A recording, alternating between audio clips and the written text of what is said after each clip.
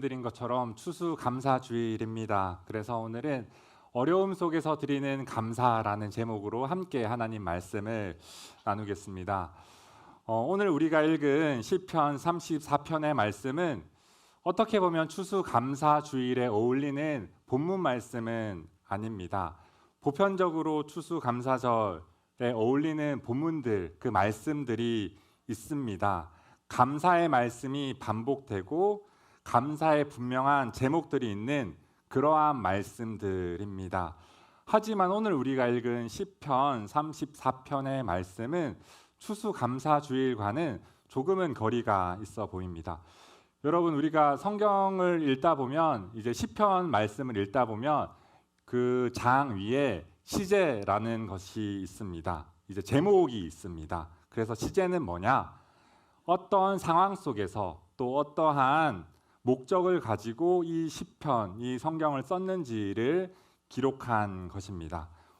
오늘 우리가 읽은 시편 34편의 시제 제목은 무엇이냐면요, 다윗이 아비멜렉 앞에서 미친 채 하다가 쫓겨나서 지은 시가 오늘 우리가 읽은 시편 34편의 말씀입니다.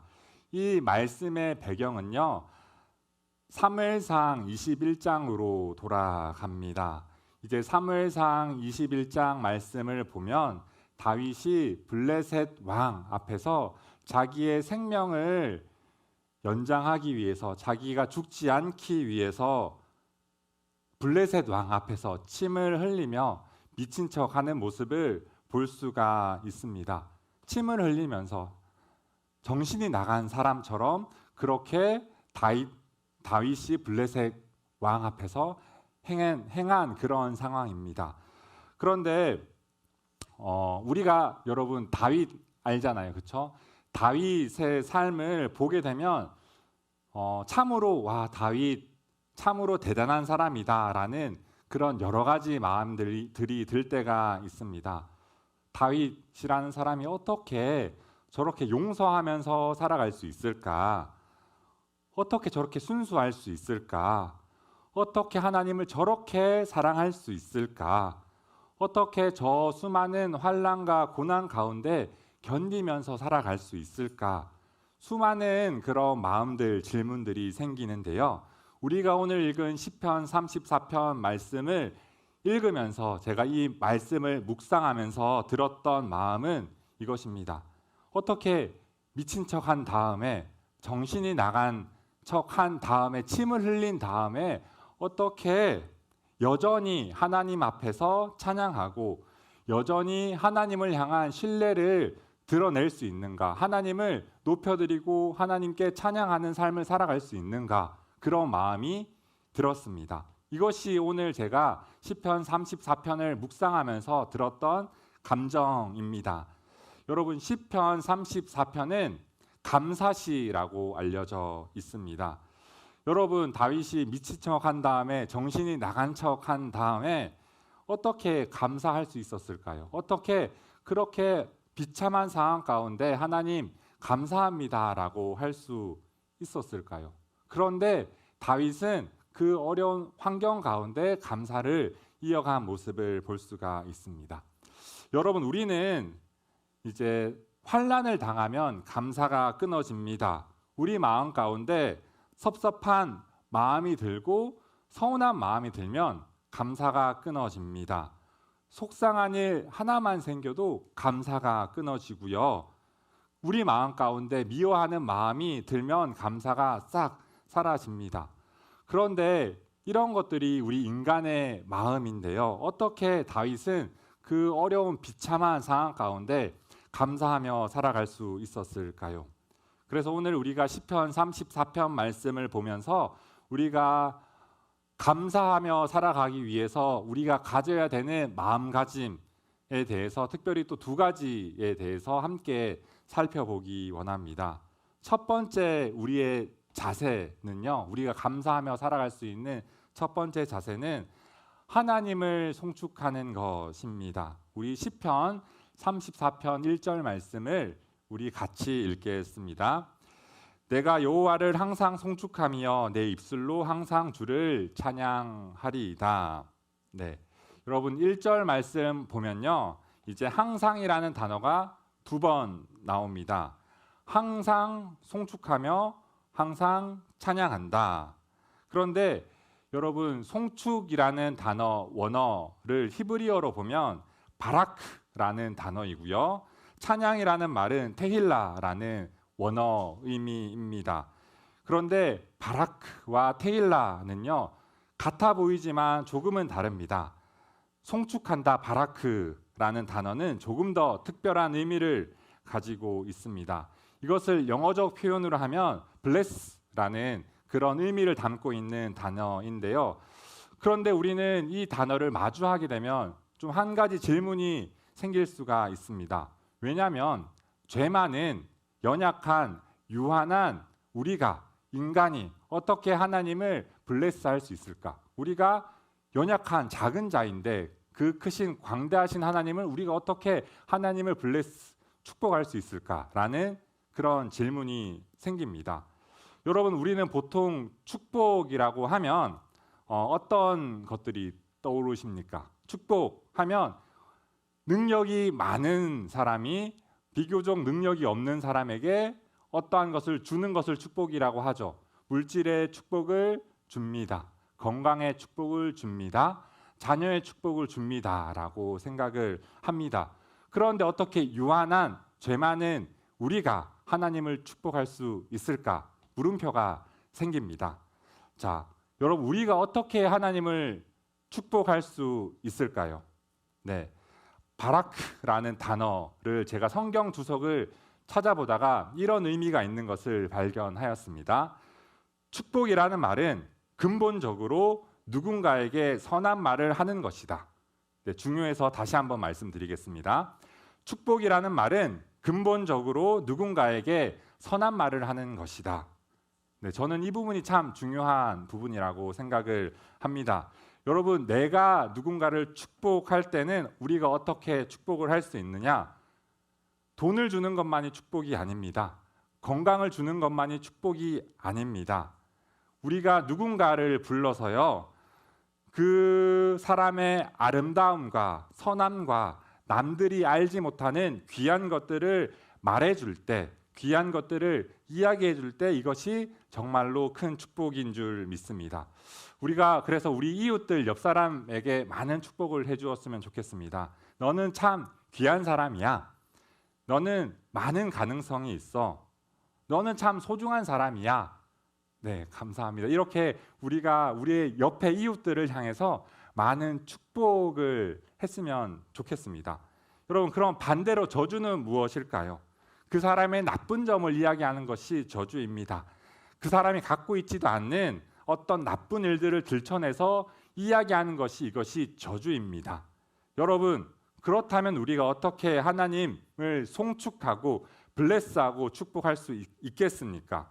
네, 하나님의 선하심과 인자하심과 아름다우심과 위대하심을 찬양하는 것이 하나님을 송축하는 일이고 하나님을 축복하는 일입니다.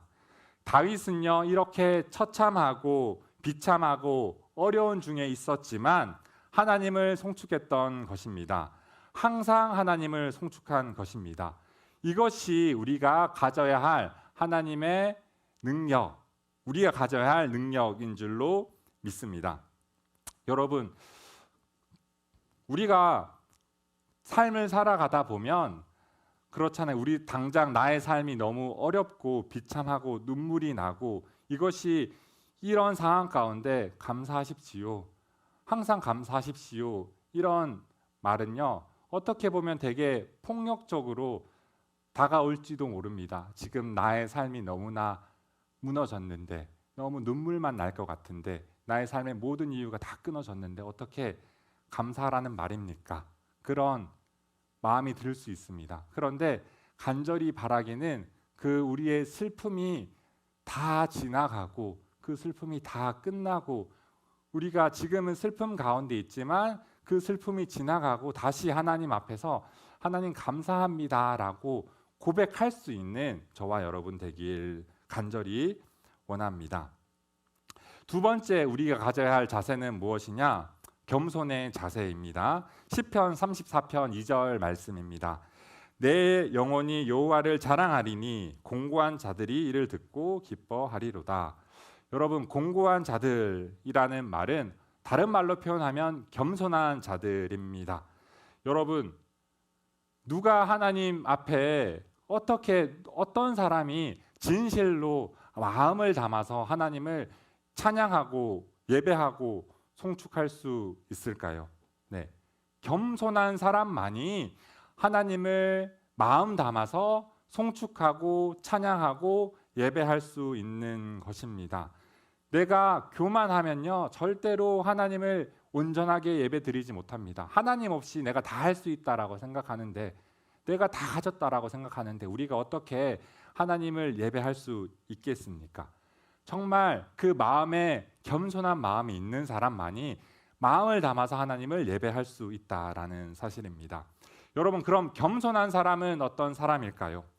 네, 능력이 없는 사람이 아니라 하나님을 필요로 하는 사람, 하나님을 의지하는 사람이 겸손한 사람입니다. 여러분, 누군가 우리 앞에서 머리를 확 하고 숙이면 그 사람이 겸손한 사람입니까? 네, 아닙니다. 그 사람이 뒤에 가서는 무슨 말을 할지, 뭘 할지는 우리는 아무도 알지 못합니다.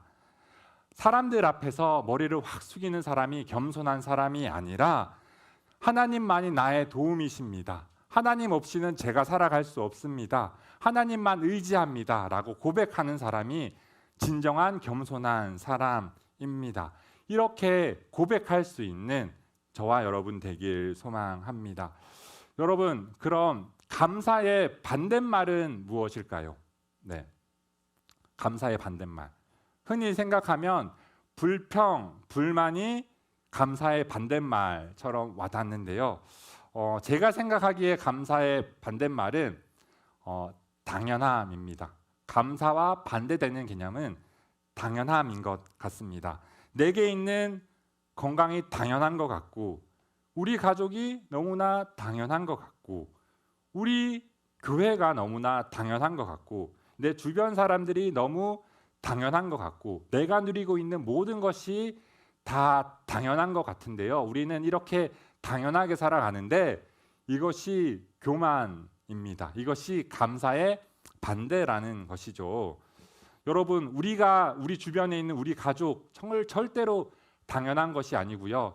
내가 가지고 있는 건강 절대로 당연한 것 아니고요. 우리 교회 공동체 절대로 당연한 것 아니고요. 내 옆에 친구 절대로 당연한 존재가 아닙니다. 우리가 감사하며 살아가야 될 존재고 그 이유입니다. 여러분, 우리가 어렸을 때는 다 어련히 당연히 된 줄로 생각을 합니다. 여러분, 우리가 초등학교 때 모습을 생각을 해보십시오. 초등학교 때 생각을 하면요, 여러분, 인서울 대학 당연히 들어간 줄로 생각을 합니다. 초등학교 때 스카이 당연히 들어갈 수 있지라고 생각을 합니다. 여러분, 그런데 지금 수험생의 입장에서, 중학생, 고등학생의 입장에서 인서울, 스카이 당연히 들어갈 수 있습니까? 아니라는 거죠. 여러분, 대학을 가고 여러분 나중에 졸업을 하면요, 당연히 직장에 들어갈 수 있을 것 같죠? 아니에요. 여러분, 졸업해서 한번 경험해 보세요. 1년, 2년 그렇게 쉽게 직장에 취업하지 못합니다. 여러분, 직장에 들어가고요, 당연히 결혼할 수 있을 것 같죠? 당연히 결혼하지 못합니다. 여러분, 결혼하면 그 가정이 당연히 행복할 것 같죠? 네, 그 가정의 행복 당연한 것 아니고요. 여러분, 결혼하면 아이가 생기는 것, 자녀가 생기는 것 당연할 것 같죠? 절대 당연하지 않습니다. 우리가 어릴 때는 내가 지금 누리고 있는 것들 다 당연히 되는 줄로 생각하지만, 그런데 우리가 지금 내가 누리고 있는 이 모든 환경들, 우리 가족, 우리 공동체, 내 주변 사람들, 이 모든 것 하나도 당연한 것이 없다라는 것을 우리가 생각해야 합니다. 바라기는 우리 가천교회 중고등부 친구들 항상 감사하며 살아가는 여러분 되길 축복합니다. 여러분, 지금 혹시 내 마음에 감사가 떨어졌습니까? 감사한 마음이 바닥에 있습니까? 다윗처럼 다시 그 감사를 이어가는 저와 여러분 되길 소망합니다. 우리가 살면서 지금 겪고 있는 수많은 눈물들이 있지만, 아픔이 있지만 우리 마음 가운데 감사를 잃지 않았으면 좋겠습니다. 지금 이 자리, 예배 자리 가운데 여러 가지 이유가 있을 것 같아요. 진로의 문제, 입시의 문제, 학업의 문제, 관계의 문제, 건강의 문제, 가족의 문제, 다양한 아픔이 있지만 우리가 그것이 너무 아프지만 너무 오랫동안 아파하지 않았으면 좋겠고, 그 아픔을 지나서 다시 감사의 자리로, 우리의 자리로, 원래 있어야 하는 자리로 그렇게 돌아오는 저와 여러분 되길 소망합니다. 여러분, 오늘 추수감사주일인데요. 추수감사절의 유래를 살펴보면 여러분, 추수감사절이 왜 생긴지 모르시죠? 네, 제가 설명을 해드리겠습니다. 추수감사주일은 이제 영국의 청교도들이 신앙의 자유를 찾아서 신대륙 미국 땅에 도착을 했고, 그해 11월에 추수를 마치고 3일간의 축제를 연대서 유래한 것이 우리가 지금 지키고 있는 추수감사주일입니다. 여러분, 멋있지 않습니까? 청교도들이 신앙의 자유를 지키기 위해서 신대륙으로 갔고 그곳에서 감사하며 하나님께 예배했다. 얼마나 좋아 보입니까?